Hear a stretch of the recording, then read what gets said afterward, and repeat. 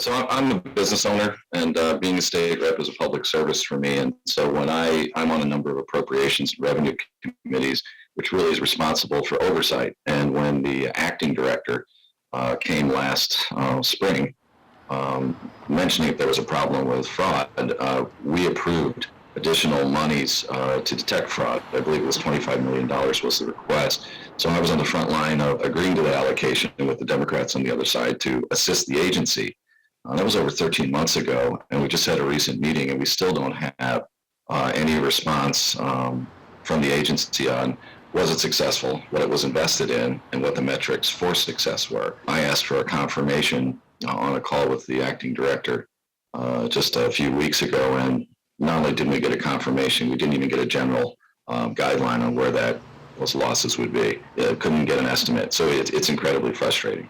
Quick question. I know last year we talked about IDES in the spring. We had some questions about the amount of fraud that was taking place. What is the estimate? I know the federal government's come out with a $429 million estimate on total fraud that took place last year. Can you confirm that that estimate is accurate? Sir, I'm not familiar with the $429 million estimate. I know that a vendor that does operate in the UI space has been quoted as suggesting that there's up to $400 billion in fraudulent payments that occurred during the pandemic period in UI programs. I cannot verify that number. I do not believe that the United States Department of Labor, Office of the Inspector General can verify that number either.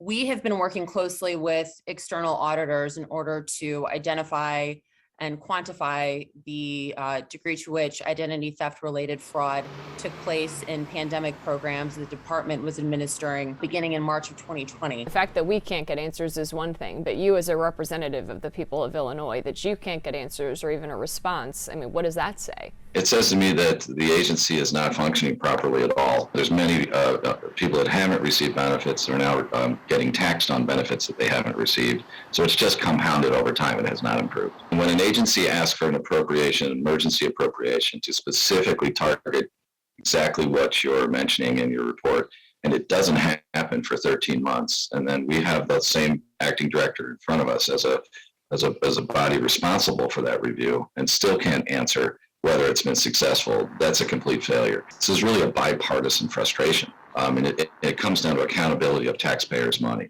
If we're being asked to allocate more money that's been budgeted, we have the responsibility to make sure that that money has been appropriately utilized, and it should have had an improvement as to the tracking of fraud, reporting of fraud, and none of that has occurred.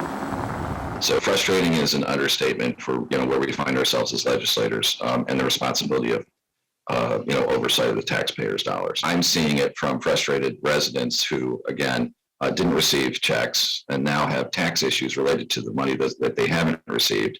They're calling in and trying to get it corrected on the systems that you're describing. So I'm seeing the result on the front line through my legislative office. And that is, as I said, it's incredibly sad. Again, the fact that we're not getting answers. There's no transparency, which is, the governor and his staff is constantly calling for transparency.